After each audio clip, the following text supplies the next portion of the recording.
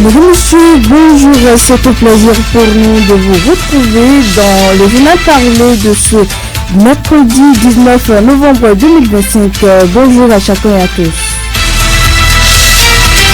Au sommaire, à quelques heures de la clôture officielle, la force Cori pour donner émergence est rendue à la Sénat ce mercredi pour déposer sa déclaration de candidature. Cet acte à la place laisse place plutôt en tête du parti engagé de la course vers les législatives du 11 janvier prochain. Les précisions sont à suivre dans quelques instants.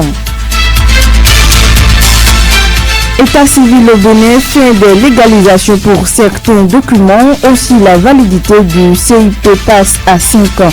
Restez de notre pour en savoir davantage.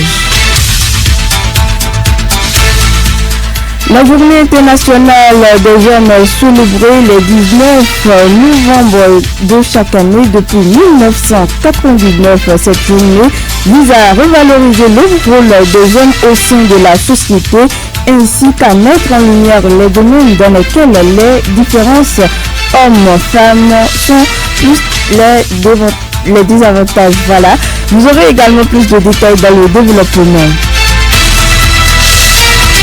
À toutes ces informations viendront s'ajouter d'autres. Merci de vous installer confortablement. Sota Midi Magazine, le point de l'actualité de la journée sur ta radio. Sota FM, c'est maintenant et tout de suite.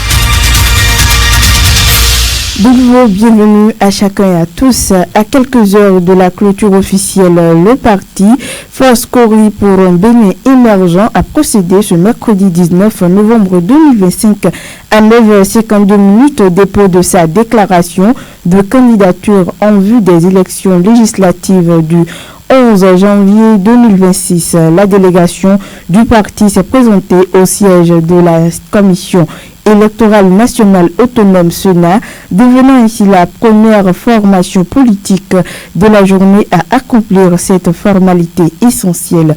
La Sénat a ensuite salué le respect des délais par la FCBE et rappelle que l'ensemble des partis politiques sont invités à finaliser leur dépôt dans les normes et dans les délais requis. L'institution réaffirme son engagement à garantir un processus électoral transparent, inclusif et conforme aux prescriptions légales pour le bon déroulement des législatives de 2026. Et d'une brève à une autre plutôt, le gouvernement béninois a introduit de nouveaux ajustements dans la gestion des documents d'identité avec des mesures qui simplifient les démarches et renforcent la fluidité administrative. Le certificat d'identification personnelle CIP bénéficie désormais d'une validité de 5 ans. Cette nouvelle durée permet aux citoyens de réduire les renouvellements fréquents et facilite la gestion de leurs dossiers auprès des structures administratives. Les autorités ont également mis fin à la légalisation obligatoire de plusieurs pièces. Il s'agit du CIP, le CIP afro-descendant, le CIP pour étrangers, la carte nationale d'identité biométrique, le passeport ordinaire biométrique et la carte de résident. Le passeport ordinaire biométrique garde une validité de 6 ans. Il est toutefois déclaré caduc lorsque son titulaire perd la nationalité béninoise indépendamment de sa date d'établissement. La carte nationale d'identité biométrique reste valable 5 ans et suit le même principe de caducité en cas de perte de nationalité. D'une information à une autre, nous revenons au plan local. Atelier de validation du plan d'aménagement simplifié élaboré au profit des bénéficiaires du terroir Toboto-Guinée. Cette séance vise à produire dans l'ensemble un document scientifique qui va servir de référence pour la mise en œuvre des activités d'aménagement prévues par le projet Prima sur ce terroir ciblé, avec la participation du CPAD ONG, une organisation partenaire du projet. Le lancement officiel a eu lieu ce mardi 18 novembre 2025 à la salle de réunion de la mairie de Malanville en présence Différents acteurs communautaires bénéficiaires, des responsables de la mairie de Malanville et de la cellule communale de service des eaux, forêts et chasse et toute l'équipe de CPAD-ONG, partenaire du Prima. À l'ouverture, le chef d'équipe de l'organisation, partenaire du projet, a rappelé le contexte et les objectifs de l'initiative. Extrait des propos de Évariste Chigossou.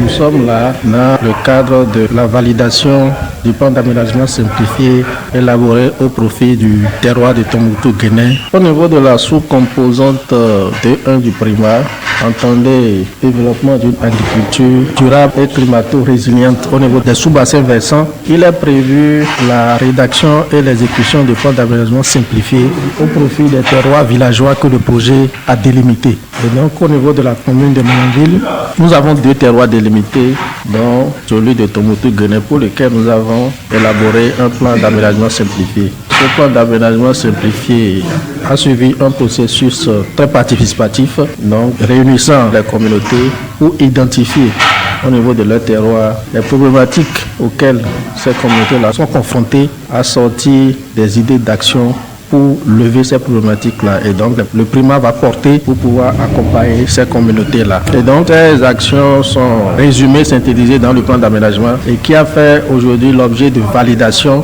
par ces communautés et les acteurs institutionnels qui ont participé aux activités. J'avoue que je suis très enthousiaste parce que les communautés ont beaucoup amendé le document que nous avons présenté et les acteurs des services déconcentrés qui étaient là aussi ont apporté beaucoup de contributions du point de vue technique pour pouvoir enrichir le travail qui a été fait. Le chef d'équipe de l'ONG CPAD, partenaire du Prima, exprime sa satisfaction pour le bon déroulement de l'atelier et dans son message, il a lancé un appel à l'endroit de la population bénéficiaire. On l'écoute. L'appel à leur endroit, c'est toujours de rester mobilisés à nos côtés, de toujours nous soutenir et de continuer dans cette lancée-là pour la mise en œuvre des actions qui sont contenues dans le plan d'aménagement que nous avons validé aujourd'hui sur le terrain. À l'endroit du projet, les communautés sont impatientes que les actions prévues se concrétisent sur le terrain. Nous formulons à l'endroit du projet la doléance. C'est vrai que les activités sont planifiées, on le sait, dans le temps, mais il serait bien que dans la mesure du possible, d'anticiper pour que les réalisations concrètes commencent à être visibles sur le terrain pour rassurer les communautés.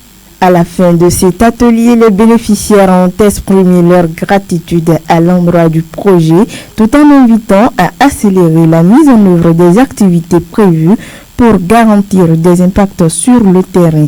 Extrait de leurs propos. Cet atelier a permis de ressortir d'abord des contraintes majeures et plusieurs approches de solutions ont été identifiées. Au nom donc de ces approches de solutions, donc des activités ont été clairement définies pour solutionner les contraintes majeures qui ont été identifiées. Il s'agit donc des contraintes dans le domaine de la production agricole et dans le domaine de l'élevage. Et je peux quand même dire en quelques mots que beaucoup d'aménagements sont prévus au profit donc des producteurs. Une impression de satisfaction parce que vu la qualité des actions prévues dans ce document, si on parvenait à mettre en exécution ces actions-là, je crois que la vie des producteurs va s'améliorer. Également, les éleveurs, leur activité connaîtra vraiment une certaine croissance et les conflits qui naissent entre agriculteurs et éleveurs connaîtront une réduction. Formation pour le travail que le projet nous fait. Ils nous ont appelés une fois à Guinée pour nous demander les difficultés qu'on a. Donc aujourd'hui, nous ont rassemblés ici pour valider les différentes les activités. On a fini une formation et ce qu'ils ont dit, si ils ont fait ça, on est content. D'une information à une autre, et je l'avais annoncé au début de ce journal, le monde entier célèbre aujourd'hui la journée mondiale des hommes, une journée dédiée à reconnaître la place de l'homme au sein de la société, son rôle, ses responsabilités, mais aussi les défis auxquels il est confronté. Une célébration qui revient chaque 19 novembre partout dans le monde entier. Pour cette édition 2025, le thème retenu est promouvoir la santé mentale et le bien-être des hommes. Un appel à accorder davantage d'attention aux difficultés émotionnelles, psychologiques, sociales et souvent vécues en silence par de nombreux hommes. Et pour coller à l'actualité, la rédaction de Sota FM est allée à la rencontre de quelques citoyens de Malanville qui eux aussi apprécient cette journée et partagent son importance dans le contexte local. Extrait de leurs propos. Compte tenu de la fête, d'abord, je suis fier d'être un homme. Si on dit homme, c'est celui qui a laissé sa famille, s'est attaché à une femme et se sont mariés. C'est ça qu'on appelle homme. Celui qui est célibataire n'est pas au complet. Parce qu'on dit femme et mari, ça devient un père. Donc selon moi, c'est ce qu'on appelle homme ça. Nous les hommes aussi, on doit monter notre fierté et faire comprendre au monde que vraiment être homme n'est pas facile. Parce que tout dépend de nous. La majorité d'aujourd'hui, c'est les hommes qui souffrent et c'est eux qui dépensent plus. La scolarité des enfants, c'est l'homme qui tombe. Donc l'homme souffre. Tout homme a voulu qu'on montre que c'est lui qui est devant, qui fait tout. Imaginez là aujourd'hui les choses que nous faisons au niveau du foyer et la femme n'arrive pas à parler. C'est le manque de dialogue. Sinon, en fait, moi je ne vois pas de grande pression sur ça. C'est le manque de moyens, c'est le sous de développement surtout qui le fait. Quand on met un enfant au monde aujourd'hui, l'enfant ne porte pas le nom de la maman, il porte le nom du papa toujours. Et c'est Dieu qui nous a donné cette chance-là en tant qu'homme. Personnellement, dans ma vie, l'homme occupe une place très importante. Agissant les hommes, nous n'avons pas de valeur. Quel que soit notre niveau, il faut quand même un homme à côté de nous pour nous donner la valeur, pour qu'on sente vraiment que nous sommes une femme. Donc sans l'homme, chez moi, je ne suis rien. Un homme, c'est celui qui sait comment gérer sa maison. Cela n'est pas une pression, puisque c'est un devoir. Tu dois assurer, parce que si tu invites quelqu'un, s'il vient, c'est pas à lui de dépenser, c'est à toi de dépenser. C'est parce que tu peux, c'est pourquoi tu l'as invité. Profitant de l'occasion, ces citoyens laissent un message à l'endroit de tous les hommes du monde entier. Suivez. Donc un homme doit satisfaire sa maison, doit regarder ce qui se passe dans la maison. Compte tenu des nourritures, les nourritures ne sont pas manquées à la maison. Il doit s'occuper des enfants, il doit avoir un bon temps pour s'amuser avec les enfants, avec la femme. Dans la maison, il faut avoir au moins les parents et autres. Au cas où, s'ils ont les maux de tête haute, avant d'aller à l'hôpital là, il faut au moins soulager les enfants avec ça là d'abord. À l'endroit de tous les hommes, je vais leur demander un peu de patience et de ne pas toujours dire non, que je suis embêté par les enfants, je suis embêté par les femmes. Mon message à l'endroit des hommes, c'est bonne journée à eux. C'est la journée mondiale des hommes. Je leur dirai, quels que soient les caprices de nous les femmes, de nous accepter tels que nous sommes. Puisque nous avons pour nous aussi, nous disons les hommes, mais nous aussi, nous avons pour nous que nous n'aimons pas aborder ce côté-là. Donc, je dirai à tous les hommes, agréable journée mondiale à eux, de nous accepter tels que nous sommes. Le message que j'ai à l'endroit des hommes est que les hommes qui sortent dehors montrer qu'ils sont des hommes et laisser leur maison comprennent que d'abord l'homme c'est la maison, qu'ils patientent et regarder la maison. Je n'ai pas refusé qu'il ne doit pas avoir de quelque chose au dehors, mais il faut satisfaire d'abord la maison avant de voir le dehors. Mesdames et messieurs, à présent nous prenons une courte pause. Sota Info Midi, le point de l'actualité sur ta radio. Ainsi s'installe la deuxième partie de ce journal en cette période où l'harmattan souffle avec intensité dans la partie septentrionale du pays. Une question inquiète certains parents. Les écoliers sont-ils exposés à des risques sanitaires en consommant des sucettes tôt le matin en pleine fraîcheur? Pour en savoir davantage, nous nous sommes rendus à la circonscription scolaire de Malanville et selon le responsable rencontré, aucune situation de ce genre n'a pour le moment été constatée dans les écoles de la localité. Cependant, prévient-il si cette pratique venait à s'installer, elle pourrait réellement exposer les enfants à des problèmes de santé en raison de la fraîcheur dense de cette période d'harmattan. Notre source appelle donc les directeurs d'établissement à renforcer la sensibilisation afin de préserver les élèves de comportements à risque en cette période de vent sec. On écoute Léopold pour plus d'explications. Il est le conseiller pédagogique de la zone 3. Selon moi, la classe en cette période d'harmattan est source de maladie pour les apprenants. Ce que je n'ai pas encore connaissance que dans une école en pleine matinée, des apprenants se permettent le luxe de prendre de la glace, des sucettes de yaourt très tôt le matin, puisque ce n'est qu'à 10h, l'enfant pourra aller manger. On ne prend pas de la glace dans la matinée. Donc à 10h15, les enfants sortent. Du coup, si cela s'avérait, nous allons peut-être donner des conseils à ces directeurs pour que cela cesse dans les écoles. Nous allons demander aux directeurs de sensibiliser les enfants à ce sujet, puisque lorsque l'enfant tombe malade, le maître l'est, tout comme le directeur l'est aussi. Sans l'apprenant, le maître n'est pas à l'aise, il n'existe pas. Non plus, sans le maître, l'apprenant n'existe pas. C'est un lien de complémentarité. Du coup, quand il tombe malade, ce n'est pas bien pour le système éducatif. Si la consommation de sucettes par les écoliers venait à se confirmer, des mesures s'imposeraient. Il préconise d'abord une large sensibilisation dans les écoles pour éradiquer la pratique et si malgré tout le phénomène persiste, une interdiction formelle pour mettre fin à cette attitude de certains écoliers. Paul Léopold est conseiller pédagogique de la zone 3. On l'écoute. Si cela s'avérait, c'est qu'on doit sensibiliser les directeurs dans ce sens. On doit interdire, on doit proscrire cela. On doit interdire aux apprenants de consommer le matin de la glace. Parce que l'enfant ne comprend pas ça, il ne sait pas ça. C'est au maître de lui donner les conséquences liées à cet acte. Les parents aussi doivent interdire à leurs apprenants, à leurs enfants de ne pas prendre en cours de chemin quand ils quittent la maison pour l'école, qu'ils ne prennent pas de la glace le matin. Le constat est qu'après cela, ils commencent à vomir. Du coup, cela n'est pas bien pour le système éducatif. Nous devons éviter cela si cela s'avérait. Dernière information dans ce journal, vous l'aurez sans doute remarqué que certains maris hésitent à avoir des rapports sexuels avec leur femme enceinte par crainte de gâter la grossesse. Une inquiétude fréquente mais qui parfois complique la vie du couple et crée même des tensions lorsque la femme est en travail ou sur la table d'accouchement. Alors, un mari peut-il avoir des rapports sexuels avec sa femme pendant la grossesse? La réponse c'est oui. Nous confirmons la responsable des soins obstétricaux Malanville, Karim Maman, également sage-femme. Elle nous explique dans quelles conditions et les avantages pour la mère. Suivez les explications de Lafia Abdou Yasmine. Et oui, ça c'est très important parce que là, ça facilite l'accouchement.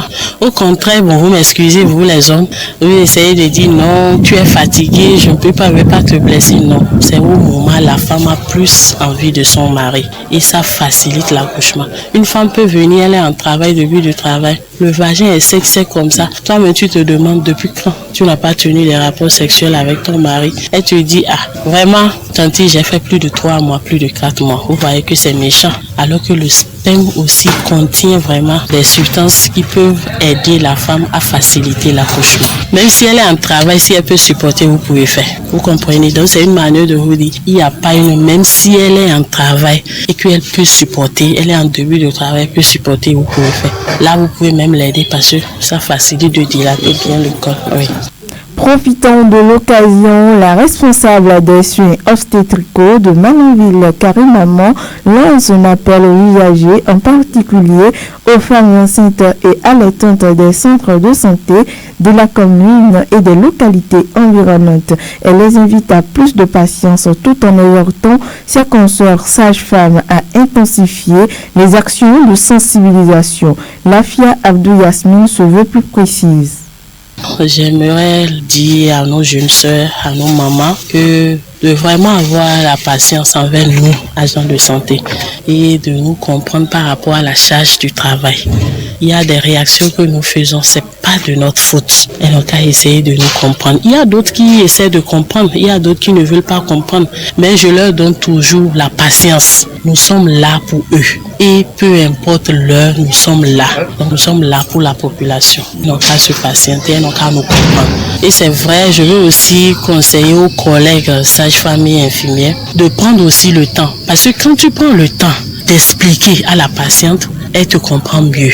Elle ne demande pas grand-chose. Vous comprenez? Donc, il faut le counseling. Si on prend le temps de sensibiliser, c'est pourquoi c'est très important de commencer des séances de sensibilisation avant de faire les consultations. Et je pense que c'est ce que les collègues ont l'habitude de faire. Et je les exhorte de multiplier, d'intensifier ces sensibilisations pour que nos parents puissent mieux comprendre. Pour l'affaire de l'accueil, pour qu'elles puissent déposer ça de côté et pour mieux comprendre. Mesdames et messieurs, à présent, écoutons la revue de presse de Lukman Oruteo. Suivez la revue de presse sur Souta FM. Amis de la plume du papier, mesdames, messieurs, bonjour. Aujourd'hui, mercredi 19 novembre, la Commission électorale nationale autonome Sénat va boucler officiellement la phase d'enregistrement des candidatures pour les législatives. Et avant de boucler le processus de dépôt, les journaux constatent que certains anciens députés sont laissés au quai, contraints donc de faire leur adieu à l'aventure parlementaire. Le matinal, la boussole, le pays émergent, Dynamise Info, le Soleil Bénin Info et Matin Libre renseignent qu'ils sont un certain nombre anciens et actuels députés à ne pas être sur la ligne de départ pour les législatives du 11 janvier prochain. Que cela soit dans la 2e, 6e, 8e, 9e, 20e, 24e circonscription électorale et autres, des noms pas des moindres sont cités, souligne Matin Libre, appuyé par le Paraquois qui dénombre 10 baobabs politiques mis en course. Après les absences déjà remarquées de Charles Tokor, Rachidi Gbadamassi, Samou Seydou Adambi, le journal observe que 7 autres personnalités de poids, dont Malik Sebou Gomina, se retirent également de la compétition. Mais pour le cas de Gbadamassi, Adambi et Tokor, le matinal indique que ces ténors politiques du bloc républicain de la 8e circonscription électorale ont décidé de se retirer afin de permettre à d'autres jeunes de la mouvance présidentielle de faire pour la première fois leur expérience parlementaire. Dynamise Info n'en dira pas le contraire lorsque le journal évoque le choix de ne pas participer aux législatives de 2026 et voit Toko, Adambi et Gbadamassi dans une posture de renouvellement de la classe politique. Une décision salutaire, apprécie la boussole qui trouve cependant que ce choix cache bien des turbulences internes. Justement, reprend le Soleil Bénin Info, la non-participation de Gbadamassi, Toko et Adambi sur la liste BR pour les législatives de 2026 soulève des interrogations. Si selon les informations, cette décision serait un choix personnel des députés pour permettre à la jeunesse de venir faire son expérience, le quotidien estime que cette explication est loin de convaincre les observateurs politiques. Des sources internes au parti ont confié à mon confrère de Soleil Bénin Info que la direction n'a laissé aucune marge de manœuvre aux députés. Certains membres du parti avouent être choqués mais pas surpris de cette décision, rapporte le quotidien pour lequel il existe des zones d'ombre. Dans la même logique, Matin Libre fait observer qu'ils ont pourtant été candidats à la députation. Et là où le bas blesse, certains présentent la situation comme une volonté personnelle, s'offusque Matin Libre qui constate qu'ils tendent à faire passer leur non-positionnement sur la liste de leur parti comme envie de laisser la place aux jeunes méritants. Alors, conclut le journal, des têtes tombent à la mouvance. Règlement de compte déguisé en décision volontaire se préoccupe le canard. Le journal, par ailleurs, ainsi dans la suite, retient que dans la nouvelle constitution, les députés n'ont pas fait que rallonger leur mandat passant de 5 à 7 ans. Contrairement à la révision opérée en 2019 par le Parlement monocolore, le mandat des députés est désormais renouvelable à volonté et donc le journal déduit que les députés ont sauté le verrou de mandat limité. Et parlant de la révision constitutionnelle, Dynamise Info observe un balai de soutien à la rupture, visiblement sur fond d'hypocrisie. Lorsque les intérêts des acteurs politiques sont assurés, le tapis vert semble être déroulé à des actes un peu comme contraires aux principes souvent défendus et au bénéfice du peuple, analyse la publication qui souligne qu'au lieu d'un débat franc, transparent et dénudé de tout calcul politicien, la scène politique béninoise est envahie par un balai de soutien où l'hypocrisie rivalise avec la sincérité politique. Sans commentaire dans le reste, le même journal s'intéresse à la présidentielle de 2026 au Bénin. Le journal présage qu'on s'achemine vers un scrutin à verdict déjà connu. et dans les dernières secondes, loin de la politique, Matin Libre rapporte en autre sport que le Bénin est battu par le Burkina Faso dans le match amical joué hier. Le score 3-0, les Guépards dépassés et humiliés, titre en une le journal appuyé par Quotidien Fraternité pour lequel les Guépards inquiètent à l'approche de la CAN. Et le président de la Fédération béninoise de football, Mathurin de Chacus, est en colère contre le sélectionneur Gernot Oro, titre en manchette le pays émergent qui fait savoir que le patron du football béninois s'interroge sur les contre-performances de l'équipe et réclame la démission du franco-allemand. Pendant ce temps pour finir, le Soleil Béninfo rapporte qu'un jeune escroque 43 millions de francs CFA à un homme et se retrouve devant la justice. Ceci pour préparation d'un savon de chance. Les autres détails à lire dans les colonnes du journal.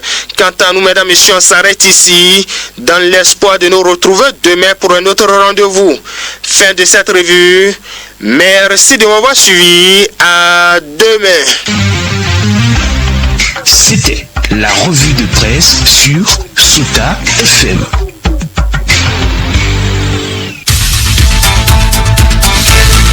Mesdames et messieurs, c'est ici que se referme ce journal parlé. Merci pour votre attention. Je suis Dokas Orisha à la présentation. Mise en onde Aboubakar Doko à l'édition. Ousmane Tinouala. Excellent après-midi à chacun et à tous. C'était Souta Midi Magazine, le rendez-vous